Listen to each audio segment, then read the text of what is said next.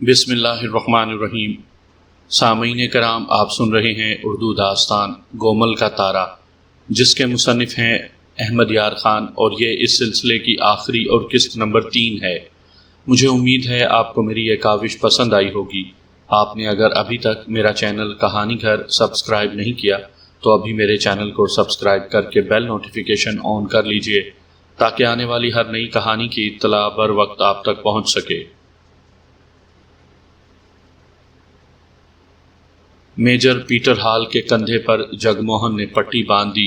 خون پوری طرح نہیں رک رہا تھا۔ گومل کے ہاتھ پر بھی پٹی باندھ دی گئی، جو کافی نہیں تھی۔ اس کے ہاتھ سے گولی پار ہو گئی تھی۔ دونوں زخمیوں کی حالت ٹھیک نہیں تھی۔ لاری 4 میل دور سے ملتی تھی۔ میجر پیٹر ہال گومل کے مسروقہ گھوڑے پر سوار ہو گیا۔ باقی سب کے لیے ٹٹو منگوائے گئے۔ لاری کے اڈے تک پہنچے، وہاں صرف ایک لاری خالی کھڑی تھی۔ لاری مسافروں سے بھر جاتی تو چلتی تھی۔ چونکہ ایمرجنسی تھی اور لاری کو ایک انگریز آفیسر اور پولیس کو درکار تھی، اس لیے وہ سب اس میں سوار ہو گئے اور لاری چل پڑی۔ گھوڑا کریم گنج تک پہنچانے کے لیے ایک کانسٹیبل کو اس پر سوار کیا گیا۔ پہلے ڈی ایس پی کے دفتر میں گئے۔ میجر پیٹر ہال کو وہاں کے ہسپتال میں داخل کر دیا گیا اور گومل کی مرہم پٹی کروا کے ڈی ایس پی نے کہا کہ اسے کریم گنج لے جاؤ اور اس سے بیان لے کر شہادتیں اکٹھی کرو اور مقدمہ تیار کرو۔ کریم گنج لا کر جگ موہن نے گومل سے کہا کہ وہ اب راجن کے قتل کا اعتراف نہ کرے تو بھی اسے ایک انگریز آفیسر پر گولی چلانے کے جرم میں عمر قید دے کر کالا پانی جزائر انڈمان بھیج دیا جائے گا۔ ہو سکتا ہے اسے سزائے موت دے دی جائے، پھر کیوں نہ وہ راجن کے قتل کا اعتراف کر لے۔ گومل جنگلی تھا، اسے معلوم نہیں تھا کہ اس جرم میں اسے سزائے موت یا عمر قید نہیں مل سکتی۔ جگ موہن نے ڈرایا کہ کالا پانی کی عمر قید بڑی ظالم سزا ہے، وہ ہر روز مرے گا اور ہر رات زندہ ہوگا۔ ایسی زندگی سے بہتر ہے کہ قتل کا اقبال کر لو اور پھانسی پا کر ایک ہی بار مر جاؤ۔ جگ موہن نے اسے کہا، تم جیسا دلیر اور غیرت مند آدمی عمر قید نہیں کاٹ سکے گا۔ اگر تم کالا پانی جا کر بیمار پڑ گئے تو تمہیں مرنے کے لیے جنگل میں پھینک دیا جائے گا یا سمندر میں پھینک دیں گے، جہاں تمہیں مچھلیاں کھا لیں گی۔ اس طرح جگ موہن نے اسے بالکل غلط اور بڑی ہی ڈراؤنی باتیں سنا کر اس قدر دہشت زدہ کر دیا کہ گومل نے بے اختیار کہا، مجھے پھانسی کی سزا دلا دو۔ پھر اس نے جگ موہن سے منت کی کہ اسے شراب منگوا دے۔ گومل پیتا بہت تھا۔ جگ موہن نے شراب کی بوتل منگوا لی اور گومل نے اقبالی بیان دینا شروع کر دیا۔ مجھے بالکل یاد نہیں کہ میرا باپ کون تھا اور ماں کون تھی، اس نے کہا۔ ایسے معلوم ہوتا ہے جیسے جنگل کے جانوروں اور درندوں کے ساتھ پل کر جوان ہوا ہوں۔ آپ کو اس سے تو کوئی غرض نہیں ہوگی کہ میں کہاں سے آیا ہوں۔ 10-12 سال کی عمر میں اسی جنگل میں نوتانوا سے 40 میل دور ایک بنگلے میں پنکھا ہلانے کے لیے نوکر ہوا تھا۔ اس زمانے میں بجلی نہیں ہوتی تھی، چھت کے ساتھ بہت بڑے پنکھے لٹکا دیے جاتے تھے۔ لکڑی کا 2-3 گز لمبا فریم ہوتا تھا، اس پر کپڑا چڑھا ہوتا تھا اور اس کے نیچے دری کی طرح کا فریم جتنا لمبا اور نصف یا پون گز چوڑا کپڑا لٹک رہا ہوتا تھا۔ لکڑی کے فریم کے ساتھ لمبی رسی ہوتی تھی جو دروازے تک جاتی تھی۔ ایک نوکر سارا دن اس رسی سے پنکھا ہلاتا رہتا اور صاحب لوگ اور امیر کبیر لوگ پنکھے کے نیچے آرام سے سوتے رہتے تھے۔ انگریز ان ملازموں کو پنکھا بوائے کہا کرتے تھے۔ خدا نے مجھے دماغ بھی اچھا دیا تھا، شکل بھی اچھی دی تھی اور جسم کو سختیاں سہنے کی طاقت اور صبر دیا تھا۔ گومل نے اپنے بیان میں کہا، مجھے پیار اور محبت کی بھی ضرورت تھی، روٹی اور کپڑے کی بھی ضرورت تھی۔ میں نے یہ سب ضرورتیں چالاکی اور ہوشیاری سے پورے کرنے کا ڈھنگ بچپن میں ہی سیکھ لیا تھا۔ 14-15 سال کی عمر میں ایک انگریز شکاری کی مہربانی سے مجھے پہلے شیر کے شکار پر اس کا سامان اٹھا کر لے جانے کا موقع ملا۔ اس کے بعد میں نے اسی کام میں مہارت حاصل کر لی اور اسی عمر میں ایک ایسے استاد کی شاگردی کر لی جو جنگل کا چور تھا۔ وہ پھندے لگا کر ہرنوں اور 12 سنگوں اور شیروں کو پکڑا کرتا تھا، انہیں زہر دے کر مارتا اور ان کی کھالیں اتار کر شہروں میں بیچ آتا تھا۔ یہ بہت بڑا جرم تھا۔ میں نے استاد کو اس طرح خوش کیا تھا کہ نیپال کے جنگل کی ایک بہت ہی خوبصورت لڑکی کو، جس کی عمر 16-17 سال تھی، ورغلا کر گھر سے نکالا اور اسے استاد کے حوالے کر دیا۔ استاد نے مجھے اپنے پیشے کے سارے داؤ پیچ سکھا دیے۔ میں جرم بھی کرتا رہا اور جو انگریز اور جو راجے مہاراجے شکار کھیلنے آتے تھے ان کے ساتھ بھی اجرت اور انعام پر جاتا رہا۔ اسی دوران میں نے رائفل اور بندوق چلانی سیکھی۔ جنگل کے ایک گاؤں کے نمبردار نے مجھے اپنا پہرے دار بنا لیا۔ اس کی 2 بیویاں تھیں۔ وہ جنگل کا بادشاہ تھا۔ اس کی ایک بیوی جوان تھی، وہ مجھ پر مہربان ہو گئی۔ میں جتنا عرصہ وہاں رہا، نمبردار اس راز سے واقف نہ ہو سکا۔ نمبردار کے ساتھ مل کر بھی میں نے بہت جرم کیے۔ میرے دل میں درندوں کا پیار پیدا ہو گیا۔ میں شیروں اور بھیڑیوں کے بچے اٹھا لاتا تھا اور انہیں بڑے پیار سے اپنے ساتھ مانوس کر لیتا تھا۔ میں نے شادی کی کبھی سوچی ہی نہیں۔ چند اور سال گزرے تو میں جنگل کا استاد بن گیا اور اب مجھے کسی کے سائے اور سہارے کی ضرورت نہیں تھی۔ میں ماہر شکاری اور انگریز شکاریوں کا مددگار بن گیا۔ جنگل کے سرکاری کارندوں اور ٹھیکیداروں سے بھی میری دوستی ہو گئی۔ میں سرکسوں اور چڑیا گھروں کو شیر وغیرہ سپلائی کرتا رہا۔ نوابوں اور مہاراجوں کی فرمائش کے پرندے اور جانوروں کے بچے انہیں دے کر بہت پیسہ کمایا۔ یہ پیسہ شراب اور من پسند عورتوں پر خرچ ہوتا رہا۔ راجن سے اس سلسلے میں پہلی ملاقات ہوئی تھی۔ اسے میں نے لنگور اور بندر دیے۔ میں بچے چوری کیا کرتا اور انہیں اپنے پاس رکھا کرتا تھا، اس لیے یہ میرے ساتھ مانوس ہو جاتے تھے۔ میں انہیں جو حرکتیں سکھاتا وہ کرنے لگتے تھے۔ اس طرح مجھے جانوروں کو سدھانے کا تجربہ ہو گیا۔ راجن میں یہ خرابی تھی کہ پیسے ترسا ترسا کر دیا کرتا تھا اور اکثر پیسے ہضم کر جاتا تھا۔ اس کی مجھے یہ بات پسند تھی کہ وہ ولایتی شراب پلاتا تھا اور میرے ساتھ محبت بہت کرتا تھا۔ میں نے اسے شیر کا ایک بچہ لا کر دیا۔ اس نے پیسے جلدی دینے کا وعدہ کیا تھا، مگر اس نے ٹرخانا شروع کر دیا۔ بچے کو میں نے 3-4 مہینے اپنے پاس رکھا تھا، اس لیے وہ میرے سوا کسی اور کو قریب نہیں آنے دیتا تھا۔ راجن نے کہا کہ اسے میں ہی سدھاؤں۔ میں نے 1 سال سرکس کے ساتھ رہ کر شیر کو سدھایا اور یہ تماشا دکھانے لگا۔ راجن نے مجھے ولایتی شراب، اچھے سے اچھا کھانا اور الگ خیمہ دیا۔ پیسہ ایک بھی نہ دیا۔ دوستی اور پیار محبت میں ٹرخاتا رہا۔ ایک رات میں نے شراب پی ہوئی تھی۔ میں راجن کے خیمے سے اپنے خیمے کو جا رہا تھا۔ سرکس کی ایک لڑکی سامنے آ گئی۔ میں انسان تو ہوں نہیں، میں جنگل کے جانوروں اور درندوں میں جنا پلا ہوں۔ میں لڑکی کو بازوؤں پر اٹھا کر اپنے خیمے میں لے گیا۔ وہ شور مچا رہی تھی۔ سرکس کے آدمی آ گئے اور لڑکی کو چھڑا کر لے گئے۔ راجن کو پتہ چلا تو وہ دوڑا آیا۔ اس نے مجھے گالیاں دیں۔ میں نے اسے کہا کہ وہ مجھے شیر کی قیمت اور اسے سدھانے کی اجرت دے دے، میں چلا جاؤں گا۔ اس نے مجھے تھوڑے سے پیسے دیے اور کہا کہ 1 مہینے بعد آ کر اپنی رقم لے جانا۔ میں سرکس سے چلا گیا اور کبھی کبھار آتا رہا۔ اس شیر کے ساتھ میری دوستی گہری ہو گئی تھی۔ مجھے دیکھ کر وہ کتوں جیسی حرکتیں کرتا تھا۔ ایک بار میں نے اسے پنجرے سے نکال لیا اور وہ میرے پاؤں میں لوٹ پوٹ ہونے لگا۔ جوان شیر کو باہر نکالنا خطرناک تھا، لیکن شیر میری محبت میں بھول ہی گیا تھا کہ وہ شیر ہے۔ راجن نے بہت چکر دیے۔ میں سمجھ گیا کہ وہ میری رقم ہضم کرنا چاہتا ہے۔ میں نے ارادہ کیا تھا کہ اس رقم کو بھول جاؤں گا، لیکن مجھے رقم کی ضرورت تھی، اور ضرورت یہ تھی کہ ایک گاؤں میں ایک بڑی خوبصورت لڑکی جوان ہو گئی تھی، لیکن اس کے ماں باپ اتنے غریب تھے کہ اس کی شادی کے لیے ان کے پاس کچھ بھی نہیں تھا۔ میں کہاں کا شریف آدمی تھا، لیکن ایک روز اس لڑکی کا باپ مجھے ملا۔ اس نے میرے آگے ہاتھ جوڑ کر اور رو کر کہا کہ گومل، کچھ قرض ہی دے دو، لڑکی کی شادی نہ ہوئی تو ایک بدماش اسے پریشان کر رہا ہے جس کا ہم کچھ نہیں بگاڑ سکتے۔ میں نے اسے کہا کہ تمہاری لڑکی کی شادی میں کراؤں گا۔ میں نے سب سے پہلے اس بدماش کو پکڑا اور اسے مار مار کر بے ہوش کر دیا۔ اس وقت سارے جنگل میں میری دھاک بیٹھی ہوئی تھی۔ میں نے لڑکی کے باپ سے کہا کہ میں اسے رقم لا دوں گا۔ رقم راجن کے پاس تھی۔ اس کا سرکس کریم گنج آ چکا تھا۔ میں نے بڑی مشکل سے اس سرکس کا سراغ لگایا تھا۔ راجن سے کہا کہ اب مجھے پوری رقم کی ضرورت ہے۔ وہ پھر ٹرخانے لگا۔ اس نے مجھے ولایتی شراب پلائی۔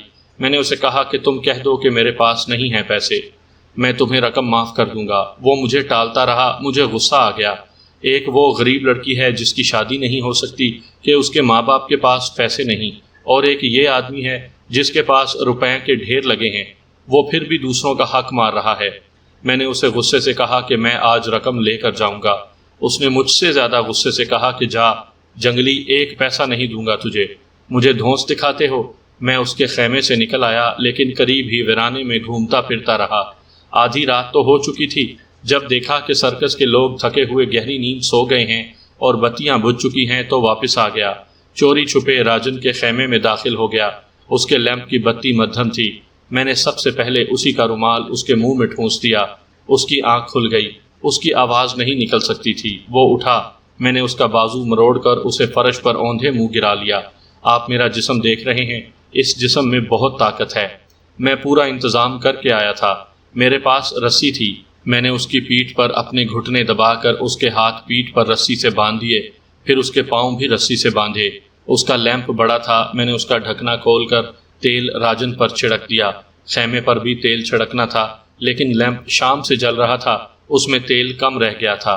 میں نے راجن کا باکس کھولا، اس میں شراب کی 2 بوتلیں رکھی تھیں۔ آپ کو معلوم ہے کہ شراب تیل کی طرح آگ پکڑتی ہے۔ میں نے باکس کی تلاشی لی، اس میں بہت رقم پڑی تھی۔ راجن کو اتنا یقین تھا کہ اس کے خیمے میں چوری نہیں ہو سکتی کہ اس نے باکس کو تالا تک نہیں لگایا تھا، یا شاید شراب کے نشے میں وہ تالا لگانا بھول گیا تھا۔ میں نے شراب کی دونوں بوتلیں نکال لیں۔ رقم میں سکے زیادہ تھے، میں نے 5 اور 10 روپے کے جتنے نوٹ تھے نکال کر اپنی کمر کے ساتھ باندھ لیے۔ شراب کی بوتلیں کھولیں اور شراب خیموں کے اندرونی کپڑے پر چھڑک دی۔ چارپائی اور میز پر بھی چھڑکی۔ ماچس جلا کر پہلے راجن کے کپڑوں کو آگ لگائی، اس کے ساتھ ہی بھک ہوئی اور سارے خیمے کو آگ لگ گئی۔ یہ شراب کی وجہ سے آگ لگی تھی، مجھے معلوم نہ تھا کہ ایسے ہوگا۔ میں فوراً باہر نکل آیا، میرے ہاتھ میں شراب ابھی ایک بوتل باقی تھی۔ اسے کھول کر میں نے ذرا پرے ایک اور خیمے پر شراب چھڑکی اور آگ لگا دی، اور میں سرکس کے بڑے خیمے کے پیچھے چلا گیا۔ ہوا بہت تیز تھی، آگ فوراً پھیل گئی اور سرکس کے لوگ جاگ اٹھے۔ ایسی ہڑبونگ اور افراتفری مچی کہ کسی کو کسی کا ہوش اور خیال نہ رہا۔ بھگدڑ تھی، آگ پر پانی پھینکنے کے بجائے لوگ ادھر ادھر بھاگ دوڑ رہے تھے۔ مجھے امید نہیں تھی کہ آگ اس طرح پھیلے گی۔ میری نظر اس گھوڑے پر تھی، میں اس طرف چلا گیا جہاں جانور بندھے ہوئے تھے۔ میں نے بڑے آرام سے گھوڑے کے پاؤں کا پٹا کھولا اور اس طرف نکل گیا جدھر اندھیرا تھا۔ میں محفوظ فاصلے پر پہنچ گیا تو مجھے شیروں کی گرج سنائی دی۔ مجھے اپنے شیر کا خیال آ گیا۔ میں سمجھا کہ آگ شیروں اور چیتوں کے پنجروں تک پہنچ گئی ہے، اور ان کے ڈر سے کوئی ان کے پنجرے کھولنے کی جرت نہیں کرے گا، اور یہ درندے زندہ جل جائیں گے۔ میں نے گھوڑا ایک درخت کے ساتھ باندھا اور سرکس کی طرف دوڑ پڑا۔ اب سرکس کے آدمی تالاب سے پانی لا رہے تھے۔ میری واردات ہر طرح کامیاب ہو رہی تھی۔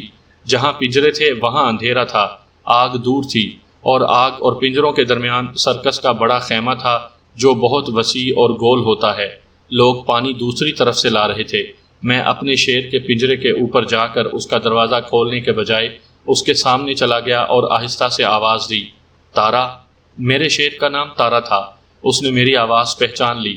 میں نے پنجرے کا دروازہ اٹھایا اور شیر کے منہ پر ہاتھ پھیرا۔ وہ باہر کود آیا۔ میں نے اسے زندہ جلنے سے بچا لیا تھا۔ میں گھوڑے تک گیا اور اس کی ننگی پیٹھ پر سوار ہو گیا۔ شیر ساتھ تھا۔ کوئی جانور شیر کے قریب نہیں ٹھہر سکتا۔ گھوڑے تو شیر کی بو پا کر سر پٹ دوڑ پڑتے ہیں، لیکن یہ گھوڑا شیروں کی بو اور ان کی دن رات کی گرج اور دھاڑ کا عادی تھا، اس لیے نہ ڈرا۔ میں صبح سے پہلے اپنے ٹھکانے پر پہنچ گیا جو گھنے جنگل میں تھا۔ شیر میرے جھونپڑے کے باہر گھومتا پھرتا رہتا تھا، اپنا شکار مار کر کھا آتا تھا۔ 2-3 دن بعد شیر کہیں نکل جاتا تھا۔ میں گھوڑے پر بیٹھا اور وہ تمام رقم جو راجن کے باکس سے نکالی تھی اس لڑکی کے باپ کو جا دی، جس کی شادی غربت کی وجہ سے رکی ہوئی تھی۔ شیر نے کوئی 1 مہینہ میرا ساتھ دیا۔ ایک رات اسے ایک شیرنی کی آواز سنائی دی۔ میں اس آواز کو اچھی طرح پہچانتا تھا۔ شیرنی کسی شیر کو پکار رہی تھی۔ تارا اس آواز پر دوڑ پڑا۔ اس کے بعد میں نے اسے اس وقت دیکھا جب یہ انگریز آفیسر میجر پیٹر ہال شکار کے لیے گیا تھا۔ میرا شیر جوان ہو گیا تھا اور اس کی جوانی تنہائی میں گزر رہی تھی۔ آپ شاید حیران ہو رہے ہوں گے کہ ایک شیر ایک انسان کے ساتھ کتے کی طرح پیار کرتا تھا۔ میں جنگل کے جانوروں اور درندوں کی فطرت سے واقف ہوں۔ یہ شیر جب چند دنوں کا بچہ تھا تو اسے میں اٹھا لایا تھا۔ اسے میں اپنے ساتھ سلاتا اور دودھ پلاتا تھا۔ سرکس میں لے جا کر میں 1 سال سے زیادہ عرصہ اس کے ساتھ رہا اور اسے انسانی بچوں کی طرح گود میں اٹھاتا، کھلاتا پلاتا اور کرتب سکھاتا رہا۔ پھر یہ بڑا ہوا تو اس کا واسطہ انسانوں کے ساتھ رہا، اس لیے یہ انسان کو اپنا دشمن یا اپنا شکار نہیں سمجھتا تھا۔ مگر شیرنی کی ایک خاص آواز نے اسے جنگل کا شیر بنا دیا اور مجھ سے جدا ہو گیا۔ تقریباً 2 مہینے بعد مجھے نوتانوا کے ڈاک بنگلے میں اس انگریز افسر کو شکار میں مدد اور رہنمائی میں دینے کے لیے بلایا گیا۔ ظاہری طور پر یہی میرا پیشہ تھا۔ میں وہاں گیا تو پتہ چلا کہ ایک شیر نے رات کو مویشیوں کے باڑے پر حملہ کیا ہے۔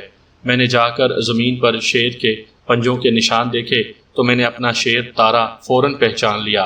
اس کے پگ بھی میں کبھی بھول ہی نہیں سکتا تھا۔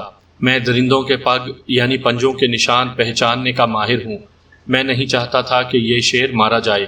میں نے صاحب سے کہا کہ اسے زندہ پکڑ کر اپنے پاس رکھنے کی کوشش کروں گا، اور اگر یہ میرے پاس رہ گیا تو کسی نواب یا مہاراجے کو دے آؤں گا۔ بڑی اچھی قیمت مل سکتی تھی، لیکن شیر پنجرے میں یعنی پھندے میں نہ آیا۔ میں نے یہ بھی کوشش کی کہ اس انگریز شکاری کو جنگل کے کسی دوسرے حصے میں لے جاؤں اور وہ کوئی اور شیر مار لے، لیکن ایسا ممکن نہیں تھا، کیونکہ یہ جنگل بلاکوں میں تقسیم ہے اور اس انگریز کو صرف اس بلاک کا اور صرف ایک شیر مارنے کا لائسنس ملا تھا۔ دوسرے دن اس شیر نے ایک اور آدمی کو مار ڈالا، لیکن اسے کھایا نہیں۔ وہ بدقسمت آدمی اس کے شکار کے آگے آ گیا ہوگا۔ انگریز شکاری نے کہا کہ وہ اسی شیر کو مارے گا۔ دراصل شیر وہاں سے 4-5 میل دور تھے۔ میرا شیر اس علاقے میں اکیلا آ گیا تھا۔ اس کے دن پورے ہو گئے۔ ہم نے اس کا تعاقب کیا تو صاحب نے اناڑیوں کی طرح گولی چلا کر اسے زخمی کر دیا۔ اس سے یہ شیر بہت خطرناک ہو گیا تھا۔ ایک جگہ پھر شیر نظر آیا تو صاحب نے پھر گولی چلا دی۔ میں دوسری طرف تھا جہاں سے مجھے شیر اچھی طرح نظر آ رہا تھا۔ میں نے دیکھا کہ شیر کو دوسری گولی نے بھی صرف زخمی کیا ہے، اور یہ زخم اسے تڑپا تڑپا کر 2-3 روز بعد ماریں گے۔ تو میں نے اس کے پہلو پر گولی ماری تاکہ گولی اس کے دل میں اتر کر اسے فوراً ختم کر دے۔ میں نے اپنے شیر کو اذیت کی موت سے بچا لیا۔ مجھے بہت صدمہ ہوا۔ صاحب اس کی کھال لے کر چلا گیا تو میں اکیلے جا کر بہت رویا۔ اس شکاری کے جانے کے 2 ہی روز بعد مجھے پھر نوتانوا کے ڈاک بنگلے میں بلایا گیا تو میں نے دیکھا کہ یہ تو وہی صاحب ہے جو کل پرسوں یہاں سے گیا ہے۔ یہ تو آپ کو معلوم ہے کہ اس نے میرے ساتھ کیا باتیں کی تھیں۔ مجھے شک نہیں بلکہ یقین ہو گیا کہ سرکس کے گھوڑے نے جو میرے پاس تھا میرا راز فاش کر دیا، اور یہ صاحب جاسوسی کرنے آیا ہے۔ میں بچہ یا اناڑی نہیں تھا۔ اس نے سوال ہی ایسے پوچھے کہ میں بھانپ گیا کہ یہ یہاں کیوں آیا ہے۔ اگر مجھے ذرا سا بھی اشارہ مل جاتا کہ ڈاک بنگلے میں پولیس بھی موجود ہے تو میں فرار ہو جاتا، پھر دیکھتا کہ مجھے کون اس جنگل میں ڈھونڈتا ہے۔ میں ڈھونڈنے والوں کو ایک ایک کر کے گولی کا نشانہ بنا دیتا۔ مجھے اس صاحب پر غصہ آ گیا۔ میں سمجھا وہ اکیلا ہے۔ مجھے اس پر اس لیے بھی غصہ آیا تھا کہ اس نے میرے شیر کو اس طرح زخمی کیا تھا کہ شیر میرے ہاتھوں مرا۔ میں اس انگریز کو گولی مار کر بھاگ جانے کے ارادے سے اٹھا تھا۔ میں نے اس کے سر کا نشانہ لیا تھا تاکہ اس کا مغز اڑ جائے، مگر آپ نے مجھے اس وقت للکارا جب میں گولی چلانے لگا تھا۔ آپ کی آواز سے میرا نشانہ چوک گیا۔ میں آپ کو بھی گولی مارنا چاہتا تھا، لیکن آپ نے اس سے پہلے ہی میرے ہاتھ پر گولی چلا دی۔ جگموہن سنگھ نے اس کا اقبالی بیان ایک مجسٹریٹ سے قلم بند کروا لیا۔ گومل نے عدالت میں بھی اقبال جرم کیا اور اسے سزائے موت دے دی گئی۔